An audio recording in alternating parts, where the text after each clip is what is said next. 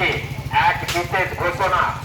আপনারা কম বেশি অবগত হয়েছেন, ছেলে ধরা সন্দেহ স্থানীয় লোকেরা মারধর করছেন। এর ফলে প্রাণহানির মতো ঘটনাও ঘটেছে। ফলে সাগর থেকে ছেলে ধরা পড়েছে বলে যে খবর বিভিন্ন সোশ্যাল মিডিয়ায় ধরা পড়েছে সম্পূর্ণ মিথ্যাহীন বা ভিত্তিহীন। তাই সাগর ব্লক প্রশাসনের পক্ষ থেকে মানুষজনকে জানানো হচ্ছে এই ধরনের কোনো গুজব ছড়াবেন না এবং গুজবে কান দেবেন না। সন্দেহজনক কাউকে মনে হলে সঙ্গে সঙ্গে সাগর ব্লক প্রশাসনে ফোন করে জানাবেন। ফোন নাম্বার হচ্ছে 8172028549।